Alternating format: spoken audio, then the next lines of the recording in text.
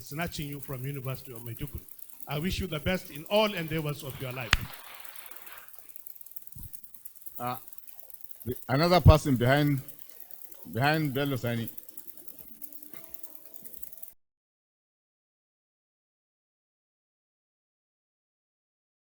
We can only take 2 questions. Am I on? Assalamu alaikum. My name is Abubakar from AR, presenting the Director General, Ibrahim, who is unavoidably absent here. I suppose he's supposed to be airborne by now on her way back to Kano from the Holy Land, the Hajj. Apologies anyway.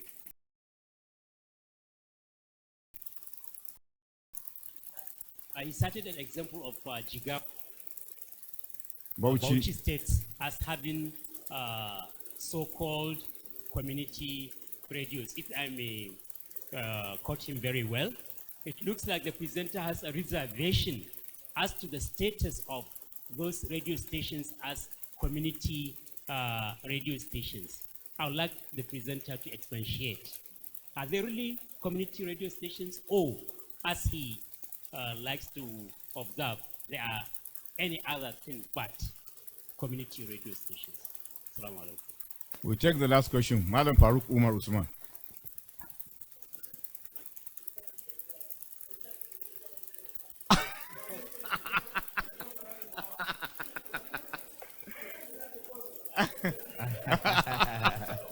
Assalamu alaikum. My name is Dr. Farooq Umar Usman from Bayero University, Kano. I think Professor Patti has dealt properly with the subject matter. But sir, when you speak, it is an authority on broadcasting, on communication. We are glad you have spoken to us and we have learned something. But how can we advise the participant in the media field how they can face the incessant problem of serving the master's interest? In government, whoever is working in the government serves only what the governor wants or what the government wants. And there is a problem in that. We are sacrificing the ethics. We are giving in. And even in private media, you serve your master. This problem, yes, it is true. So how can they be able to deal with such a problem? Thank you.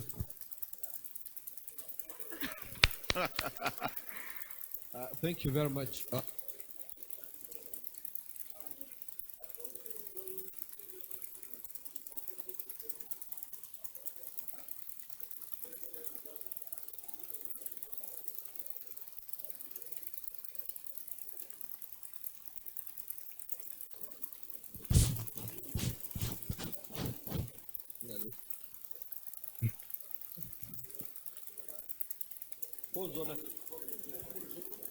I wasn't here to about technical people. Thank you very much. Once more, I'm Sani Zoro. Now, I just want to reflect on some of the points by the professor.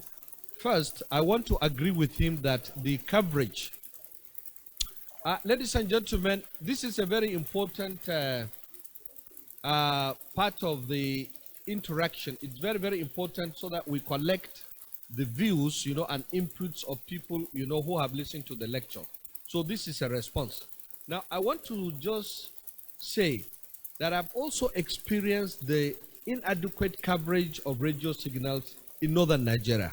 For instance, when I was in the 8th House of Representatives, I represented Suletan Karkara local government. And I can tell you that this is the longest stretch of the contiguous border with Niger Republic. That is Suletan Karkara local government between Birnin Kebbi and Borno State. But can you believe that many of the villages and towns along the border cannot receive signals either from Radio Jigawa, talk less of RTK. So when I was putting advertisements, I had to travel to Niger Republic and put the advertisements in their FM stations because that's what they reach. That's what they receive. Now, you can imagine the danger to national security. This is a Nigerian territory that does not receive information from its own sources, but from another country. That is one.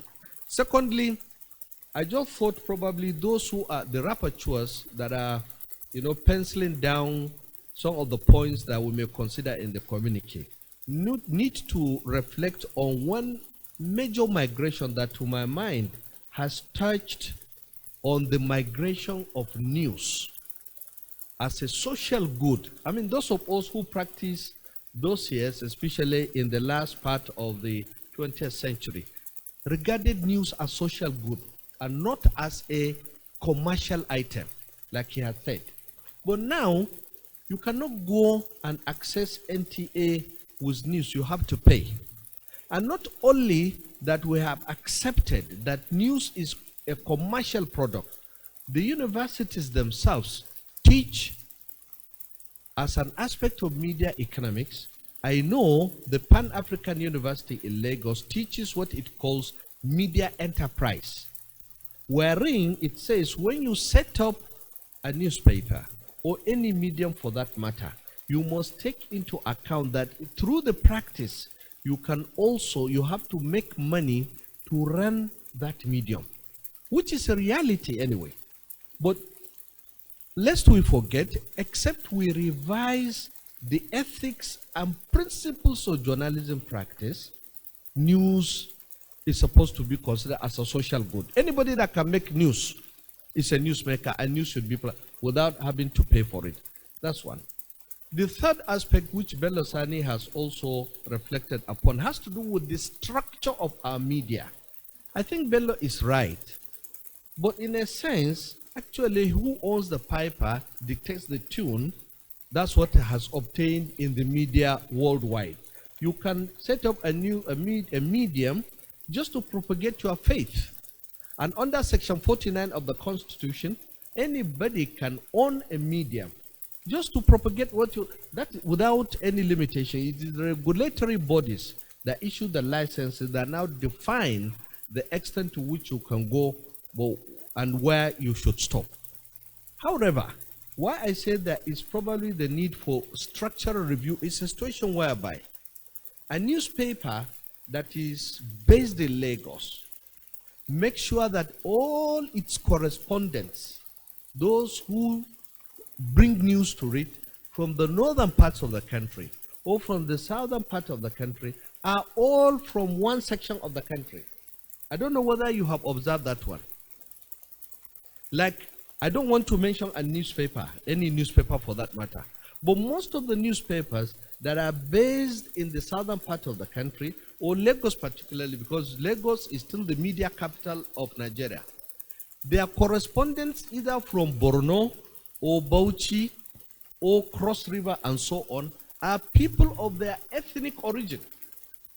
So that brings a problem, because if someone from Lagos who has never traveled to Jigawa is sent to Jigawa to report, there is a danger that he will report from his own jaundiced position when he's reporting on those people, because there are the issues of differences in culture, in religion, and so on. And that is why you have problems with correspondents always being accused of reporting negative news.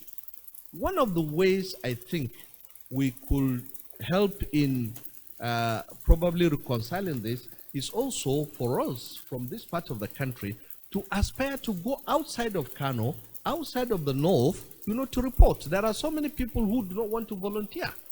It's a major problem. And I must also single out our women. Our women can do excellently well. I just want you to reflect on war correspondence on major international television stations. From Amampo in the CNN, go to Al Jazeera, go to BBC, you will discover that women have now taken over as war correspondents, really. So if women can be fabulous, fantastic war correspondents, I see no reason why we should not be able to venture out. These are some of the few things that I have been able to. Thank you. Thank you, Chairman. We now invite Professor Patti to respond to the question. Let me start with the remarks of the chairman. The chairman is always the chair. So, well, the last issue of race about newsroom diversities. I know that Yes, some of the newspapers have their own correspondents, being their own people, but we also have our own problem here. Some of our people here, you recommend them to the newspapers, they wouldn't want to go. As I'm talking to you, the best correspondent in Punch was my student. I recommended him, and he has been working with Punch. He's the bureau chief in Abuja. And I have a number of students in The Guardian, in Punch, and even Tribune, who were graduates of University of Maiduguri, and I was instrumental to their going to these newspapers. Initially with resistance. Malam Badanje Lagos, go there. Go. Penetrate this sector. And then once you are there, you are going to make a difference. You can contribute, and when you write from the perspective of those that you are supposed to be representing. But when you are not there, and you are not willing to be there, they don't have anyone of your type in their newsroom. Then what do you expect? They work based on their own understanding and perspectives. So we have to encourage our own people to be part of their newsrooms, no matter what it takes. Just like gender mainstreaming and all of that, we have to mainstream our people. Whether you like it or not, they will operate, and they're succeeding. So do we sit down and continue lamenting? We've been lamenting for years. I was once in Yobe, the governor of Yobe then said to me, that's the answer. Start yours and make it powerful. But when you leave your radio stations in penury and poverty, and you are complaining about BBC or about Punch, what have you done? I mean, the war now is in the open space. It's in the media space. And we know what Nigeria is, the federal system. People are competing. And you cannot just continue complaining when you are not willing to invest. And you want to continue dominating. You don't want to open up. Look at some of our governors who behave like local traditional rulers. They are not willing to tolerate alternative ideas whatsoever. Then how do you expect people who are blocked from participating in the local media, they go to the social media and abuse you, and there's nothing you can do. You can't control it. So anyway, so the consequences of some of these things, like I've talked about the commercialization of news, is you have death of investigative journalism. Because of commercialization, there's nothing called investigative journalism again in Nigeria. The first thing any editor will ask you, who is going to pay for this? And how can I pay for you to investigate me? It can't be possible. So, and several other things. So, and a lot of, we don't have the time to, then the absence of signals. There are a lot of implications of these, our inability to cover our states. You know that in the past, the state governments were operating on SW radio stations. But from 1977, the Obasanjo regime, the new broadcasting regime says every state must restrict its signals to MW only. That was why in 1987, Borno state government under Buba Marwa applied to the federal government to be given the permission to transmit on SW. And then the federal government permitted Borno state to do that because they share boundaries with 3 states. And a transmitter was imported, as I'm talking to you, since 1987 to date, a transmitter, SW was imported into Borno. It is still in its container up to this minute. As I'm talking to you, I challenge anybody to challenge me. We go to Maiduguri, I'll show you where the transmitter is. A transmitter was imported. In fact, I can tell you who did the contract. It was a very major senior army officer who was in government then. He was the one that handled the contract. They brought the transmitter, fixed the mast and everything, but they brought so many mismatching equipment. So that was how the thing was abandoned. And I don't think Borno state government has taken up that. And Borno is one of the biggest states or largest states in terms of landmass. So with your FM transmitter in Maiduguri, there's no way you can cover Kukawa, or you can reach Monguno, or you can reach Biu or Dambua. So because of that, large portions of Borno state are uncovered by any signal. The same thing with Adamawa, the same thing with Taraba, or even Sokoto. I was in Zuru some weeks back. From Sokoto or Berlin-Kebi to Zuru, you can't get any radio signal. The Zuru axis and all of that around Zamfara, the borders, you can't get any radio signals. You are on your own. So, and the state government don't care. They don't see such as issues. So who are you going to blame? A Radio Kaduna that used to serve all of us is no longer able to do that. Their SW transmitter has died. So we are on our own. So whom are you going to blame? Are you going to blame the federal government if you, as the state governor, you can't even provide radio signals to your state? Just like what the chairman said. Then for the community radio, sir, there is a professional definition of what community radio is. Just like the definition of democracy. Radio by the people, for the people, and what is the other one? of the inhabitor. So there's a professional definition by the International Community Radio Association.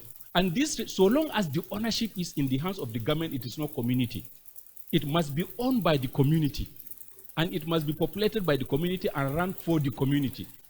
That's what community radio is. But if one Alaji will go and establish a radio in a village and call it, it's not community. State government establishing is still state government. The programming is determined by the government and the salaries are paid. So it's not community. That's the professional definition. And then somebody talk, okay, master's interest. Alaji Farouk raised a question, Dr. Farouk raised a question. Sir, you are better placed than me to answer this question. You have been a manager in CRTV. You have been a manager in MD. You know how these things operate. And you know that these radio stations or TV stations have their own laws establishing them. But you know that we don't respect the laws. We don't respect the edicts establishing them. And these people believe that it is their own personal property. During the time of SARS in Borno State, if you make the mistake of mentioning PDP in BRTV, it is as good as you have signed your exit form from the stations. It was that bad. And you remember Goni, when Goni cried with tears, Governor Goni established the TV wing of BTV.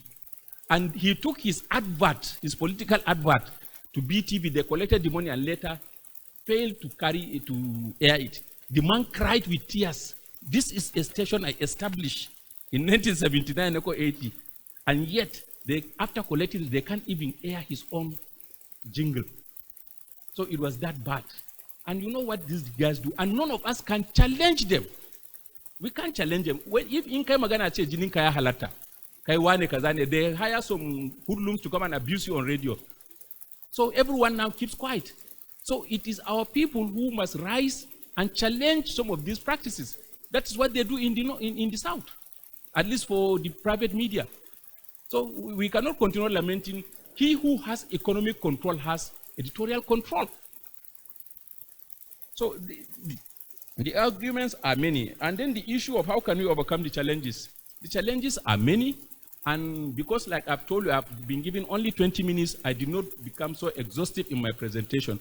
But I can give you also my own solutions to each one of these, but it's not necessary that they must work, but they are just perhaps, like some of you may say, academic solutions, but then you have to start from academic to go professional. So you have to respect the theoretical to make the other one. So each one of these, there could be solutions. And the people who are seated here have seen everything. And my expectation is they will provide the solutions. So I thank you very much.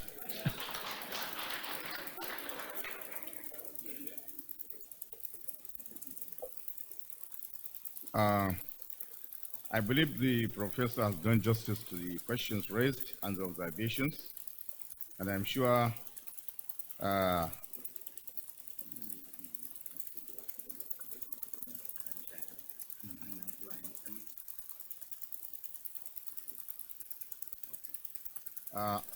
with the permission of the chair and other invited guests, we now go for a 10-minute break to have our tea.